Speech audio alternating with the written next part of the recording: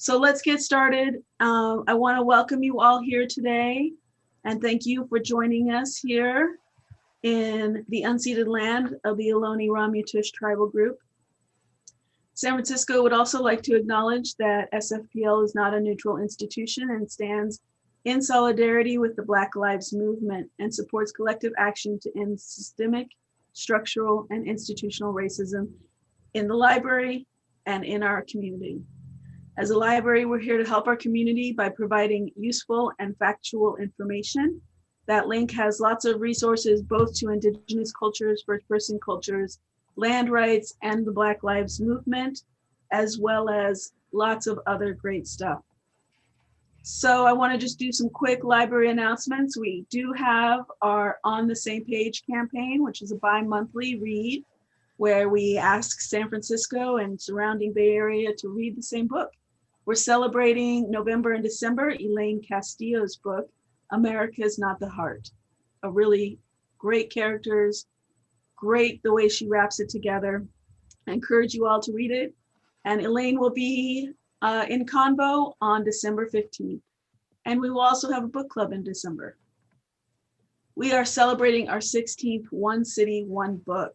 Again, another literary campaign where we encourage all of San Francisco to read the same book. Chanel Miller's Know My Name. Her writing is so powerful and so, she just reaches everybody. She has this ability to feel so natural in her writing, but yet so powerful. So it's a pretty heavy book. We encourage you to get it now. This is about her sexual assault on the Stanford campus and her subsequent dealings with the court system. So please check that out, super powerful, and she will be with us March 16th. You can get all your books and materials now at SFPL To Go, 8 locations, and 3 of those are mobile. So please check that out, put your books on hold, curbside pickup. And for all my library family out there working in the Library To Go system, as well as disaster service workers, food banks, safe sleeping sites, all sorts of contact tracers, we are still doing much of the disaster service work in the city. So protect my library family and wear your mask. Protect all of our families out there working and wear your mask. We need to stop this. We have a great book called How We Go Home. And these amazing women were at the library yesterday at noon. You can see the YouTube video, but the book club is coming up on December 14th. I'd like to pass it over today to Stephen Coates from the National Park Service. And we are so happy to partner with them again and have enjoyed our partnership. Stephen. Hi, I'm Stephen Cody, and I'm a park ranger on Alcatraz Island. And on behalf of the National Park Service and the Golden Gate National Recreation Area, welcome to this presentation. It's part of the Alcatraz Second Saturday cultural events hosted by our partners at the San Francisco Public Library. Thank you so much, Anissa. Today's event continues the commemoration of the ongoing 50th anniversary of the occupation of Alcatraz Island by the Indians of all tribes, which sparked a movement for Native American dignity, rights, and justice. The National Park Service is committed to telling the story of America's history and our difficult legacy of working toward a more equal and just society through the preservation and interpretation of historic sites around the country, such as Manzanar, Port Chicago, Stonewall, and Alcatraz. Inspired by the hopes of the original occupiers to build a Native American cultural center on Alcatraz Island, the Second Saturday series of cultural events seeks to highlight Native American voices and perspectives. The Second Saturday series is a central piece to the special exhibition, Red Power on Alcatraz, Perspectives 50 Years Later. During the public health closure of Alcatraz earlier this year, much of the exhibit was uploaded to the National Park Service Alcatraz Red Power 50 website and can be viewed online.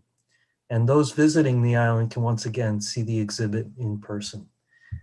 Today's event features a conversation between a mother and daughter. Asha Nordwall spent time on Alcatraz during the occupation, and his daughter is the daughter of a Bay Area Native American activist during the 1950s and 60s, Adam Nordwall Fortunate Eagle, who I see has been able to join us as well. Hi, Adam.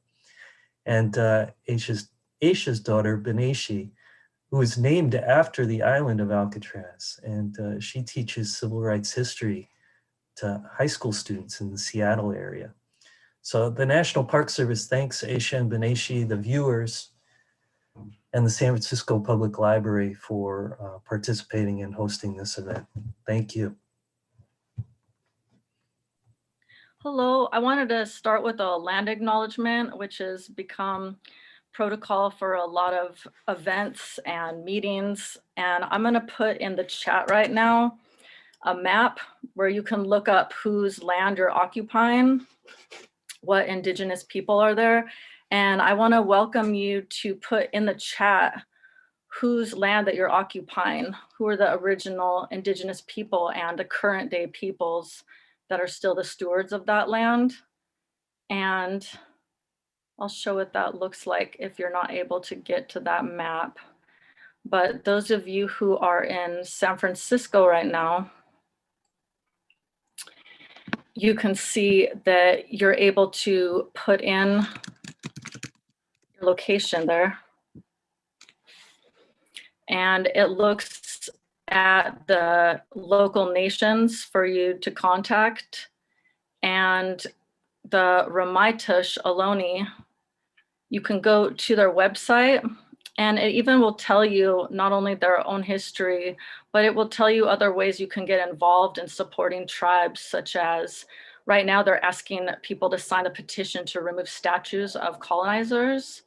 So in the Bay Area, you can see the different websites of local tribes as well. So I'm waiting to see in the chat if people are wanting to do that to share. And currently the land that I'm on is the ancestral homelands of the Toy Dikita, or the cattail eaters. And this is also my grandmother's reservation, the Fallon Paiute Shoshone.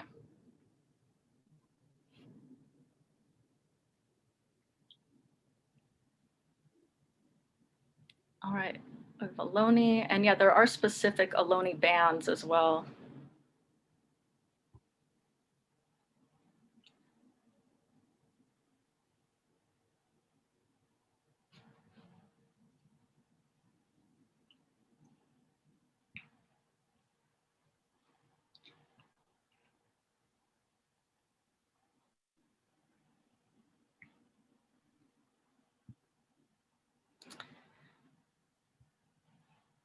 Yeah, I'm seeing some more bands in the chat. Thank you for doing that. I think it's really important to do these land acknowledgements. And I'm gonna go ahead and have my mom start our presentation and discussion.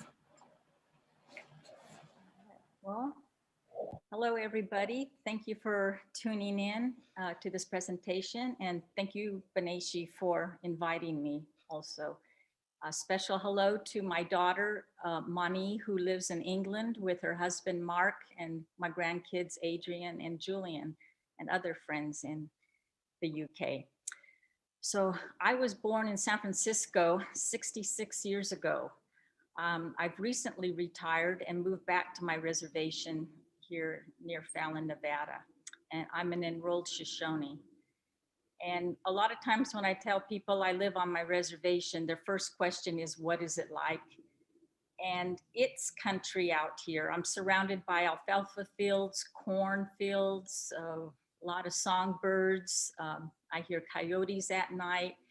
So it's a slower pace of life, but it's really beautiful here. And I'm just going to tell you just a little bit about my story on Alcatraz and my feelings about it now.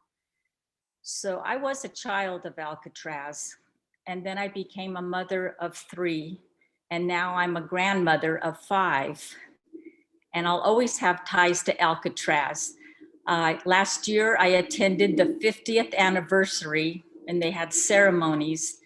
And it was just really nice. There was speakers, and I saw old friends. So it's really hard to believe that it's been that long, but you know, it just seems like yesterday. So when I was 16 years old, I was staying on the island with my brother and his friends, and I also had a little Comanche friend.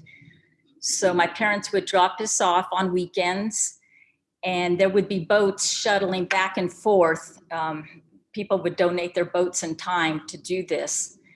So with my sleeping bag and my little flashlight, we headed out, and we picked our sails. My brother took the upper tier, and my girlfriend and I stayed on the lower level. And it was really quite fun for, you know, an adventure. And we didn't need any water because there would be barges and boats that would come on and deliver water for us. And we had also food and clothes donated. So they set up a communal kitchen, which I liked helping out on. So there would be powwows, and there would be celebrities coming on the island when we were there. They'd have, again, a lot of ceremonies, a lot of strategic planning. So when we got bored, one time my girlfriend and I, we took one of those shuttle boats to San Francisco, and we just kind of walked around at night and went to Fisherman's Wharf, and then we got bored. And then we hop another donated boat back to the island, and we just kind of hung out with new friends. And it was really beautiful because it was so quiet, and we would like sit out on some rocks and just look at the city and all the bright lights. And it was kind of surreal to see, you know, the position that we were in at the time. But again, we felt really safe because there was so many Indians from all over United States and Canada coming to support the occupation and the cause. And so I was 16 years old. Then 5 years later, on November 9th, for the 5th anniversary of Alcatraz, I was supposed to be on there for the annual celebration, but I was pregnant with my first child, and I went into labor that day. So I called my parents and said, you know, I can't make it, obviously. And I asked them if they could do the honor of naming my first child, give her a good traditional Indian name, was very important to me. So my mom and dad went, you know, they were trying to get inspired on the island to think of a name, and they noticed all of the water birds, you know, the pelicans, the seagulls. And then, of course, they were surrounded by water. So they put the two together, and they gave her the name Benayshe-Ba-Equay, which means bird of the water woman. So that was a really beautiful thing. And so all of my kids have Indian names. So my second daughter, her name is Benayshe-Ba-Equay, and that is a given name from her great aunt, and it means clouds going south. And then my son has an Indian name of Jawishgeshi. Jawishgeshi means blue deer, and it's a dream name. So when I was in labor and I gave birth to my son, my dad was dreaming. He told me the story that he saw a blue deer that he was hunting. And he was stalking that deer, and that deer eventually turned around and started walking towards him.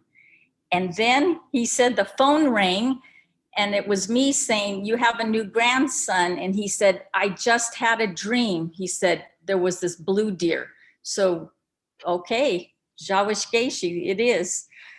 Yeah.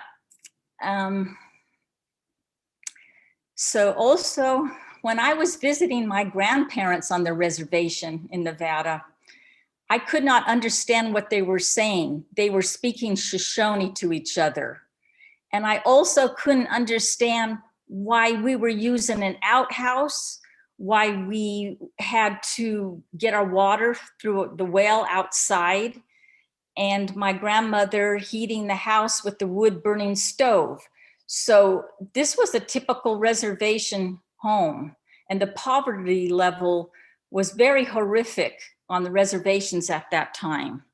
And there were plenty of 2-bedroom shacks dotting our reservation. And my grandma raised 11 children in hers. So now looking at my dad, my daughter, and then I have grandchildren, we currently have 4 living generations in our family continuing to be activists.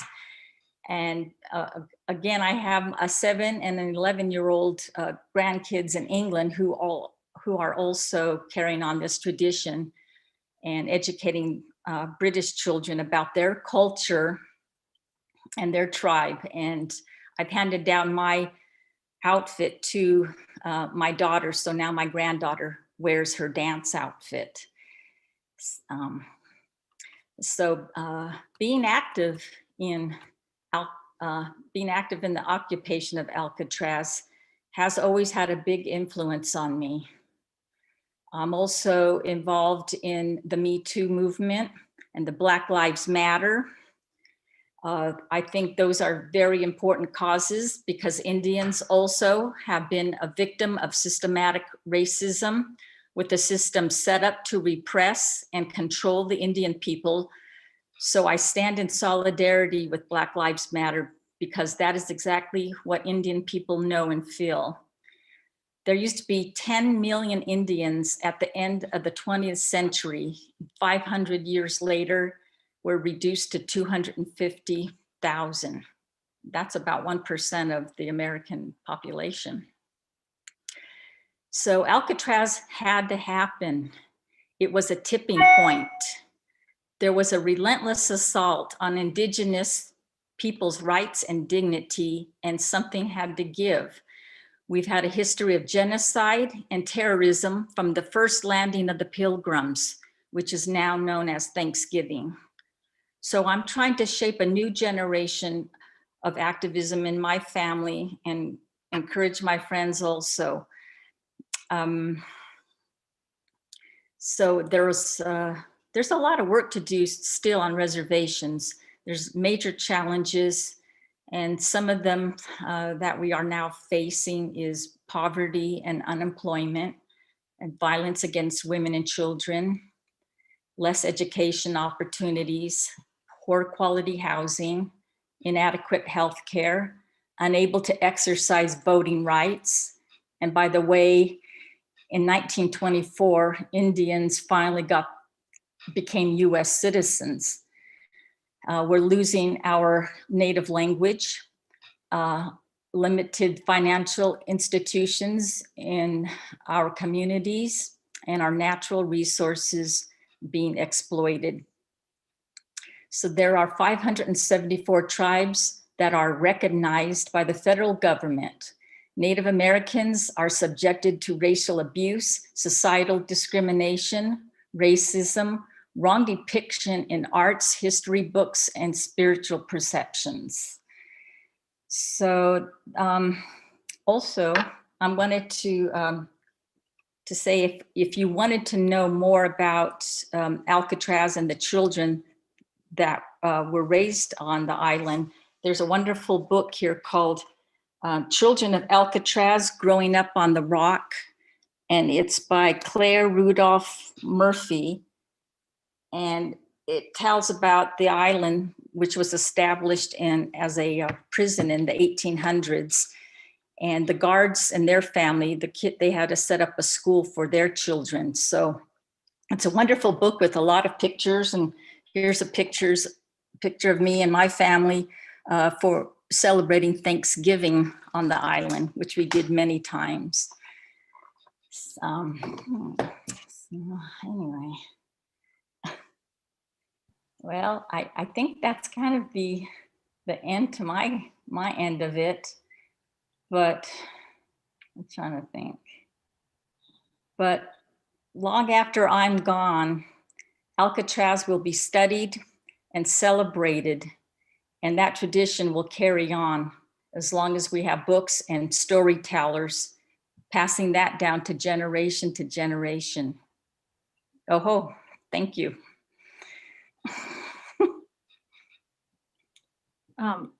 So yeah, I have been put in charge of my grandfather's archives and his intellectual property. And here, where we are on the res, there's just boxes and boxes of published articles and correspondence, certificates and letters of appreciation, and his autobiographical writing that he's still doing.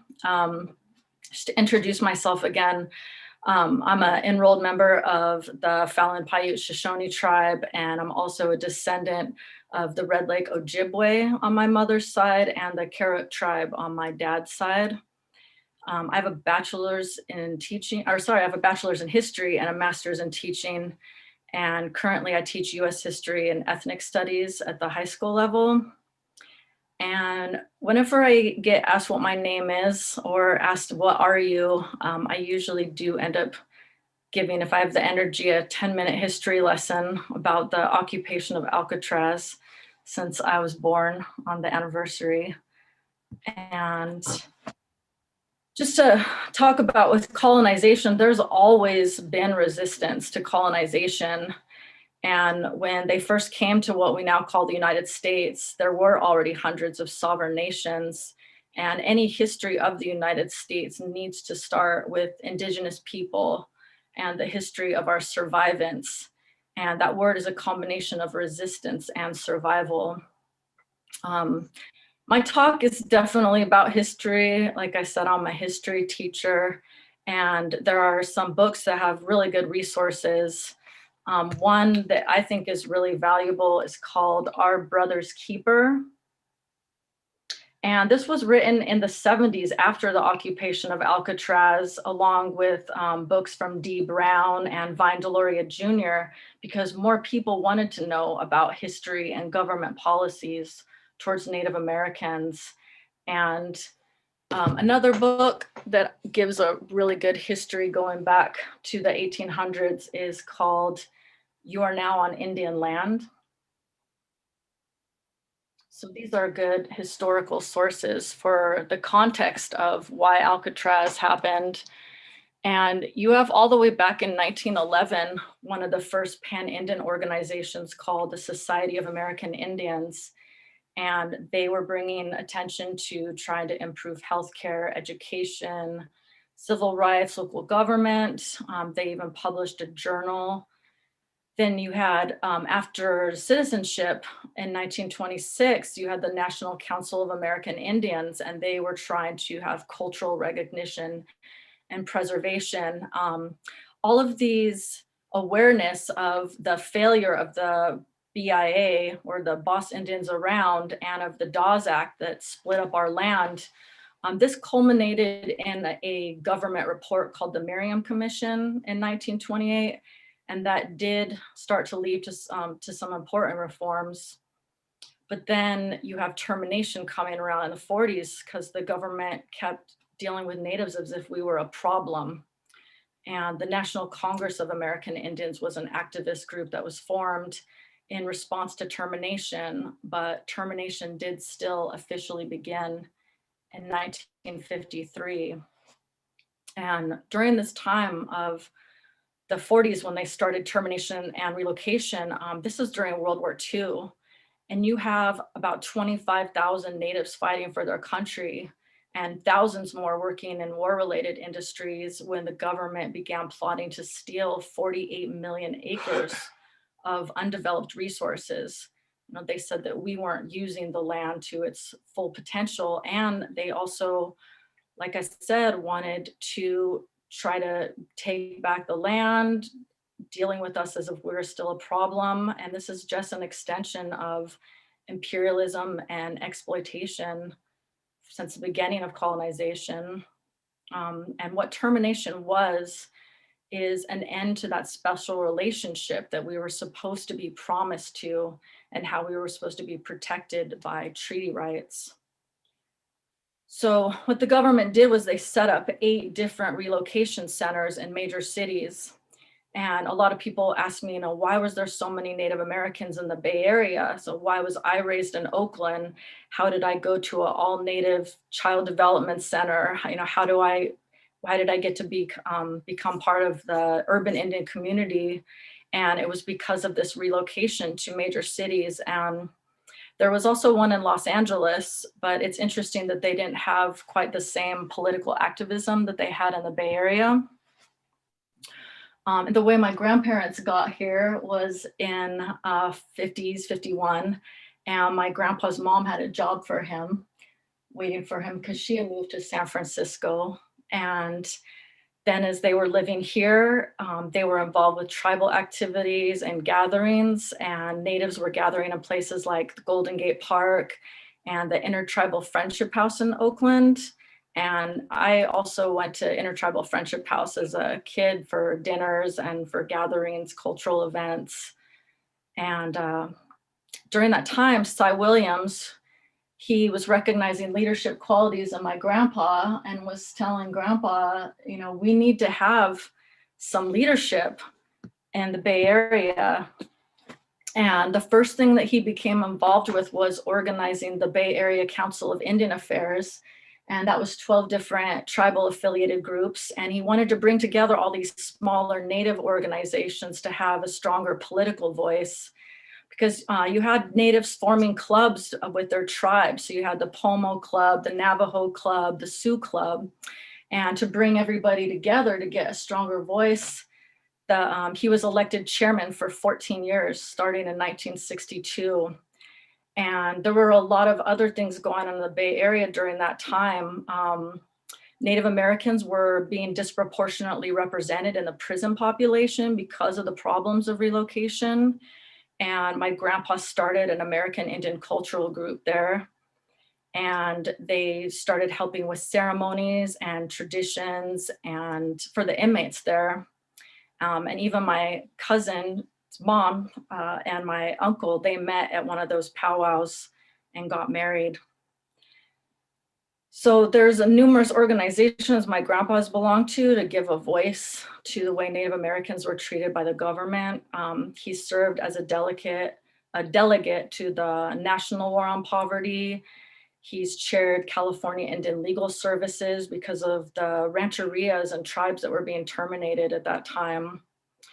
And in 1968, the Senator Ted Kennedy came to California to look at the war on poverty and how that was progressing. And my grandpa, who was the director of the Intertribal Council, he testified in front of the senators. And this is a quote that he told me he gave that I thought is a really good example of how he uses humor and to bring attention to problems. And he said, "Senators, the United States government is our father.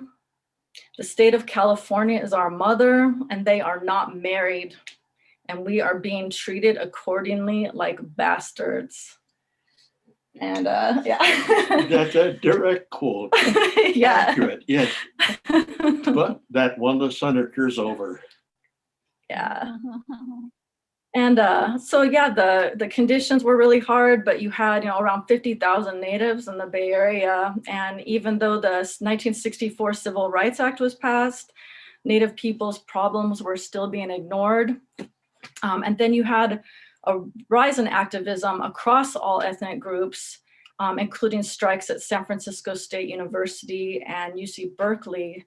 And they had protests and demands for ethnic studies programs and courses increasing diversity on campuses. And this was the Third World Liberation Front. There was a coalition of ethnic studies groups. And that is still a fight that we're having, is to change curriculum in schools. And I'm piloting an ethnic studies program at my school this coming year. But that's still a fight that's been going on since the 60s, is that representation in academics. So before the occupation of Alcatraz on November 9th and 20th, there was the 1964 one, where the Sioux Club, who invoked the Fort Laramie Treaty, that any abandoned property by the government was supposed to go back to the original owners or the native people. And Alcatraz was abandoned as a prison in 1963. So that group of Sioux, along with my grandpa who helped out with that, they occupied the island in 1964. And that idea didn't go away. So shortly after Alcatraz was declared surplus government property in 1968, my grandpa and everyone got writing about drafting a 5-point proposal to the San Francisco Board of Supervisors. And that reflected Native Americans' frustration and led to the planning and taking over of Alcatraz. So these proposals that were written, we have these here in Fallon in his archives. We have those original drafts to the San Francisco Board of Supervisors, the 5-point proposal, the proclamation. And the proclamation, again, using that satire, was called "To the Great White Father and All His People." And it offered to buy the island for $24 in glass beads. And it really mocked the language of the treaties and made fun of the stereotypes, establishing a Bureau of White Affairs on the island. So we just have all these papers with these proposals that were really important for the press and publicity that drew attention. And this occupation was a place where self-determination could be born. And it was signed Indians of all tribes. So the occupation wasn't just a regional or local issue, but a national issue, so that it would voice tribes' grievances across the whole nation. So when the November 20th occupation started, my grandpa was giving a presentation at the first annual conference on Indian education in Minneapolis. And he got word of the occupation over the phone. So he started passing out copies of the proclamation to the attendees at the conference and spread the word of that. If this hadn't happened and the termination policy kept going forward, it would have been devastating. And it's pretty ironic that it's President Nixon who stopped termination and signed the new policy of Indian self-determination. And this event triggered over 76 different occupations? The president ended the termination policy in June of 1970, only 8 months into the Indian occupation. And because of the way we advertised and promoted the occupation with satire and humor, distributed to the Indian Education Conference in Minneapolis, then the word spread all over the country. And that started a massive Indian movement of Indians reclaiming their stolen lands and properties. And so it was a very important time in the lives of Native Americans, because if we consider if the government had actually terminated all reservations, we wouldn't be sitting here today. There'd be no reservations because the Dawes Act opened up tribal lands in 1887, and we lost 90 million acres of tribal lands to white settlers, leaving only 48 million acres for the tribes all over the country. So it was a turning point that was vital to the survival of our people. And we didn't violate any laws on Alcatraz. Alcatraz, by the time we took over in 1969, had been declared surplus property. And that's when I started, in 1968, I started writing that 5-point proposal, which over the year, I kept working on that paper because it was going to be historic, and it is. And so I made that presentation, and it was successful. And that proclamation is being studied today, which makes me very proud as an author. So we can open up for questions. I'm not sure. what people's interests are.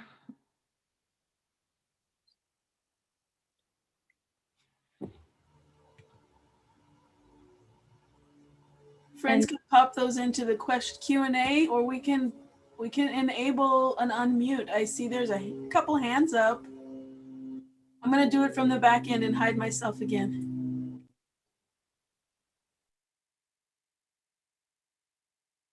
CJ, would you like to go ahead and ask your question? I wanted to know if it was legal for the American government to give Indigenous people citizenship, and did they even want citizenship?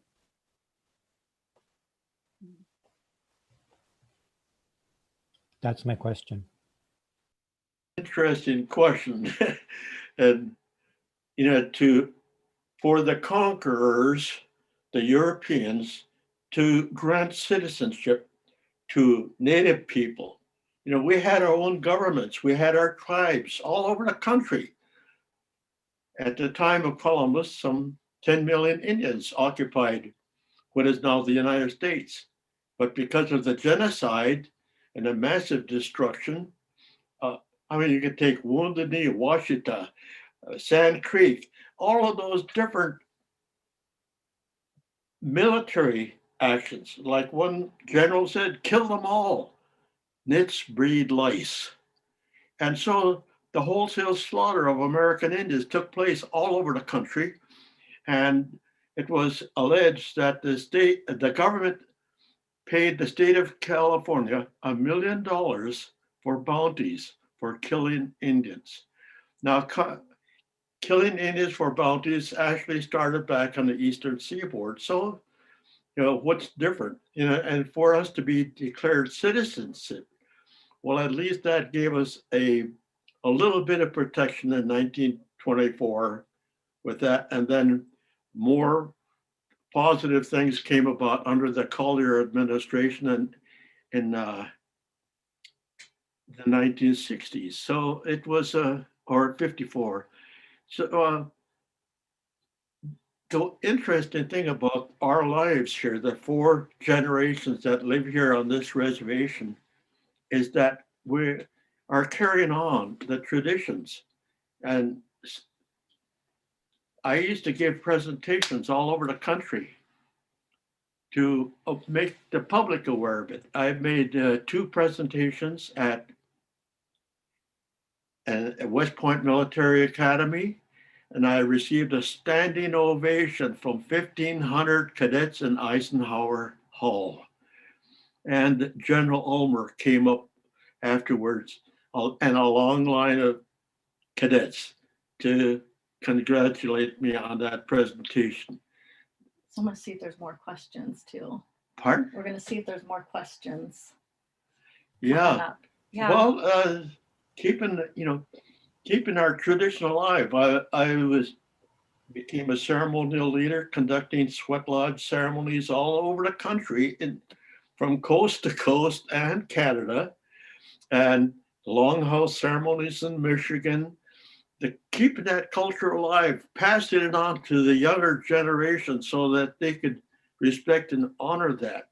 And so with the actual presentations like at the St. Thomas School of Law, I gave a 4-point presentation, 4 chapters about the Indian issues, so that even on the legal side of studies at St. Thomas School of Law, the information is passed on to the next generations. And that's what's taking place right now with this presentation.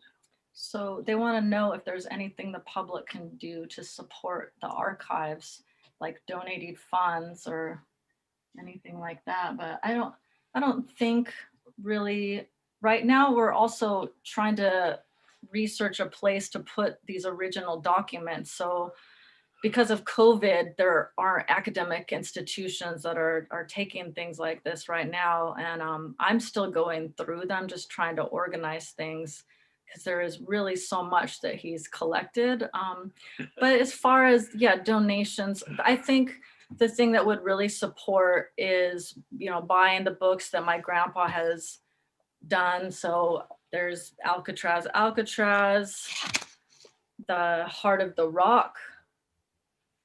He's written Scalping Columbus and Other Damn Indian Stories. So that is a true story, that when they have Columbus come to San Francisco and they do that, you know, representation, he told Columbus one year, I'm gonna scalp you, and they had a celebration and took his wig off. Then there's Pipestone, the boarding school story he wrote. You have this documentary is Contrary Warrior, and the other documentary by Lilamar Pictures of Alcatraz. And you can get these documentaries right now too on Amazon Prime is doing a Native American Heritage Month, where they're doing separate categories for these different documentaries and movies made by Native filmmakers. So yeah, I would just say the most important thing is just preventing that erasure of our history and supporting these programs like that you're attending right now. The other thing is about the cultural side, keeping that alive, Mm-hmm. was that we became powwow dancers. We had danced at powwows all over the country in Canada, and I was an award or champion dancer.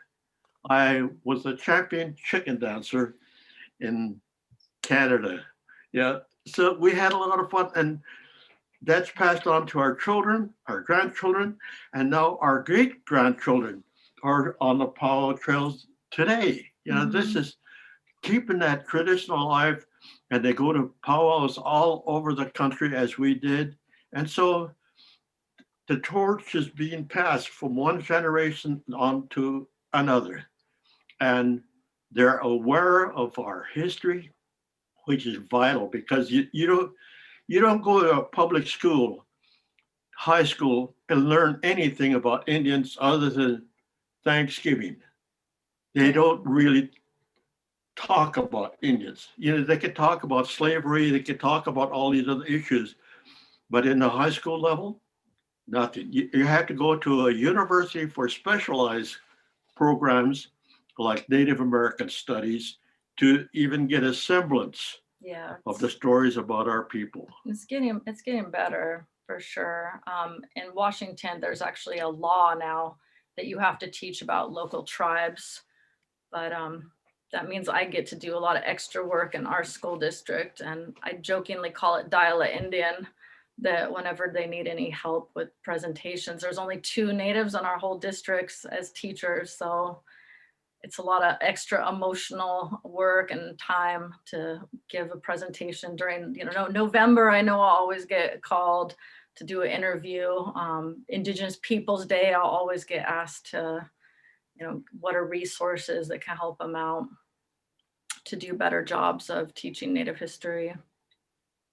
Yeah, maintaining the archives. I knew at a very early age that we were, with the activism, we were making history.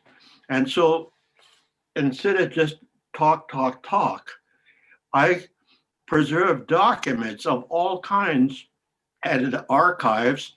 There's all kinds of boxes just loaded with material from the boarding school days to the law cases, and Benayshe is my archivist. And also in my collection of books, I have over 800 books in my collection. Everywhere you go in my house, there's a whole wall full of books. You're right behind me. There's a whole bookcase, and then over there, and even in the back room, there's books. Yeah. So if you're going to be an author, you also have to be a good student. True. Yeah. There is a question from Craig. If you'd like to go ahead and ask your question, Craig. First of all, I want to say hi to Adam. Adam, it's so nice to see your face for a change. We talk frequently. I just want to, this is maybe more a comment than a question per se, but I've always loved humor being used as a political tool. And Adam has obviously used humor throughout his lifetime. And I want to ask, was it a conscious decision in order to try to enamor the occupiers with the public? Because it certainly seemed to have that effect. The use of humor is so disarming when it comes to potential conflicts. And I think the proclamation was a hilarious, wonderful document. And I wonder if Adam feels it was as important in setting the stage as I do. The use of satire and humor won over the public. We turned history around, held a mirror up to society. And that was a different approach. Like the Black Panthers and their violence, and they go up to Sacramento with guns and terrorize the people in the Capitol, and AIM with their takeover of the Bureau of Indian Affairs in Washington, D.C., and then taking over Wounded Knee. They use violence, and I'm not for violence at all. And AIM stands for American Indian Movement, but I have another name for AIM. No, let's not. Let's not do that one. But yeah, he was talking about like humor and who are the allies during the occupation, like who was helping promote the positive light and the positive attention from the media, because that was really important. Iron Eyes Cody. And like the celebrities that got involved. Jane too. Fonda, Yeah. Anthony Quinn, and just a lot of the Hollywood people come up to the island. That was really a wonderful time. And a well-known singer at AIM, Ed Ames, was with the Ames Brothers Singers, and he came up and we'd give him a tour, and then we went to ScoMo's restaurant for dinner, and there was a TV program. I forget the name of the guy, but he came up with a television crew. He spent the day out on the island filming it, and I said, they wanted to film me. I said, no. I said, this is the island occupiers. This is their story. That's the ones that you got to hear. And so afterwards, went to the ScoMo's restaurant, and boy, they were drinking like hell. Was it Mike Douglas? Not not that one. No. But this guy had a television program, and so I ended up driving his producer to Berkeley, who was pretty drunk at that time. I don't know how we stayed up so late. Alcatraz is the out of print book. And that was Heyday Press. I'm trying to put this in the, I don't know if I'm spelling Heyday Press right, but just to answer Keith Garcia's question about the out of print book, this is one. Yeah, this is out of print.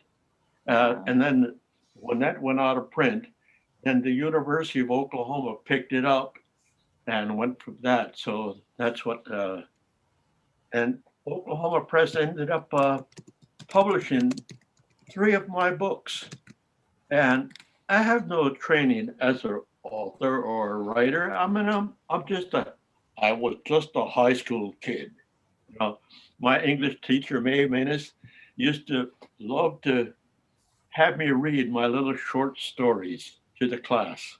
I remember that because she encouraged me to keep on writing. But after I got married, there was years in which I did no writing. No writing in the 1950s. And it wasn't until after the United Council. So I organized them in 1962. Was it Merv Griffin? Was the television? That's what Steve. Yes. Okay, it's Merv Griffin. Yeah, he came up and we had a great time. Yeah, I love seafood. It'd be to show what's on the walls right now because the internet's pretty weak here. So I know in the chat it said, is there something that we'd like to show? because there is letters and awards and certificates of appreciation all over this wall behind me, but if I turn it around, it's gonna unplug my connection and I don't wanna go dead here, so. Yeah, from Ronald Reagan.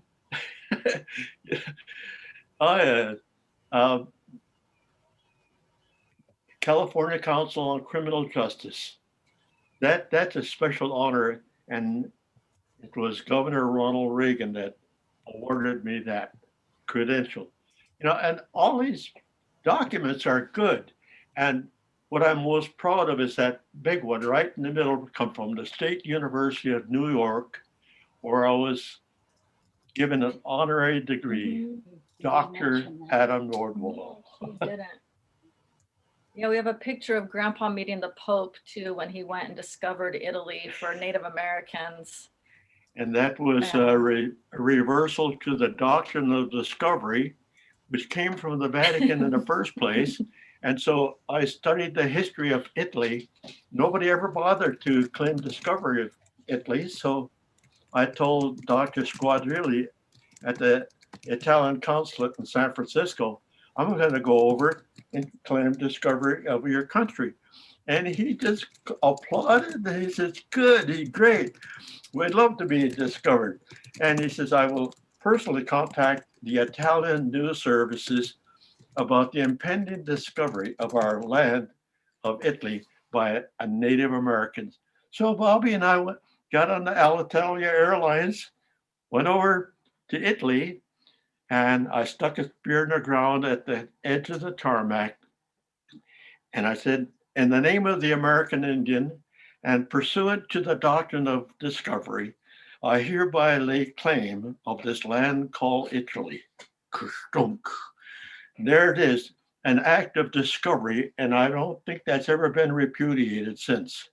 But Italy is discovered now.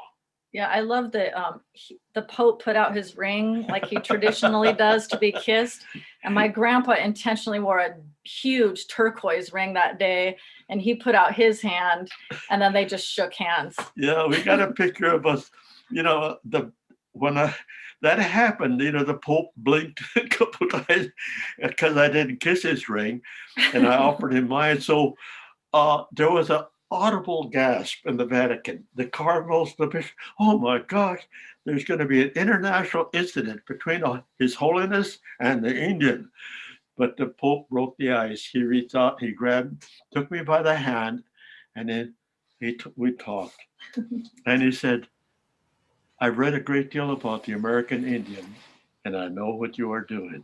Oh, and I said, thank you, my son. Under the discovery, the land becomes yours and the people become your subject. Mm-hmm. So I turned history around because that's what the Europeans did to Native Americans.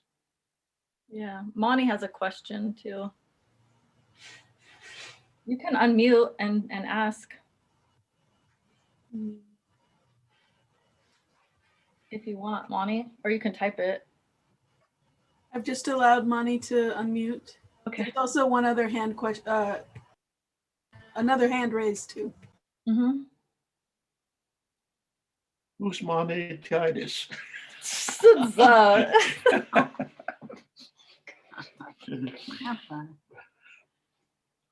Oh, go ahead. I'm gonna unmute. Monty, you can unmute.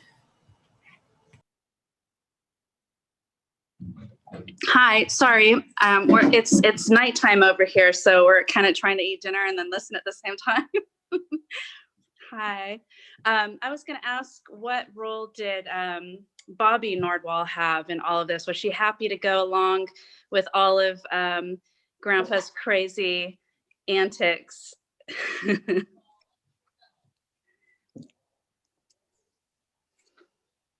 She asked how you felt about going along with all of these crazy antics that Grandpa was doing at this time and how you were helping out, how you were involved. You had to take the notes at the at the meetings on. Yeah. You had your footnotes. Yeah, I don't know. She's kind of nervous to talk because she'll tell me stories about this time, at night when we're sitting and talking, but I think she's kind of nervous. No, I never give interviews, never. I've been asked a lot of things, questions, but I just, it's not me. I don't do that. Yeah. I leave it up to him and to my husband. He does all that. Yeah, we've been married 72 years now. I first met Bobby when she came to Haskell Institute in the fall of 1948 during the Christmas break. There's beautiful girl showed up at chow line one morning, and the girls on one side, the boy chow line on the other side, and I saw this beautiful girl show up, and I nudged my friend and I said, I'm gonna go with that girl. Well, I'm a man of my word. And here she is, still here after all these years. We've been married 72 years now. That's remarkable in itself. There's also, he told me a story about how he couldn't afford to get married, but it turns out that his reservation at Red Lake during World War II, they were doing bombing practice on his reservation, and they ended up getting sued and had a settlement to the tribe. And with that money he got with that settlement, helped him to marry Grandma. Oh yeah, Grandma was living with her sister in Indianapolis. And when we got that payment for the destruction of our original woods up there in northern Red Lake, we got a $200 settlement check.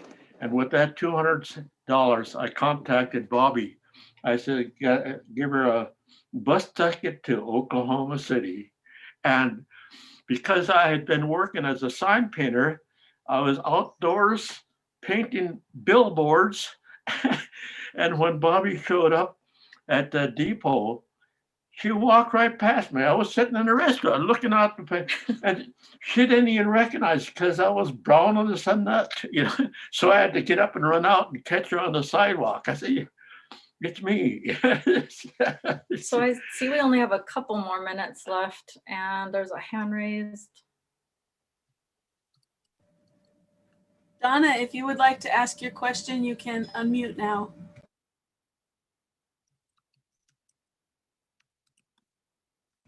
Gee, you know what? I didn't even know I raised my hand there, but just want to thank you guys for your storytelling. It was absolutely it was amazing. So great job. Thank you. Thanks for being here. I wish I could see your camera off.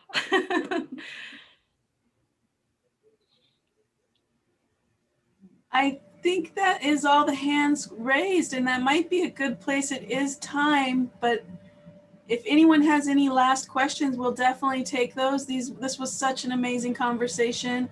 I appreciate everyone being here. Adam, and don't hide now, Grandma. That's Bobby. Bobby, thank you so much for being here. Oh, by the way, yes, Adam. her Indian name, Benayshe-Ba-Equay, which means among many, and she was named after one of the exploits of Chief Benayshe of the Crow tribe. He was a great warrior chief. And so Bobby carries on that name, and that's carried on by the women of the clan, of the Whistling Water clan of the Crow tribe. See, this is culture. This is what we pass on to our children. Thank you so much for sharing all of this with the library community and the parks community. And do you have any last words for us, Asha, Benayshe, Adam, Bobby? Thank you. Can you hear me? We hear you. Yeah, this was a wonderful discussion. Thank you. I'm glad, the words are out there now. And I just wanted to plug my mom. See this? My mom painted this. My 91-year-old mother is an artist, and she's a fantastic painter. So I just kind of wanted to say good work. Thank you so much for sharing your family with us today. And Folks, this will be available on our YouTube, as well as many other programs we've had with the park system about Red Power, about Alcatraz, and about Indigenous folks and First Person culture.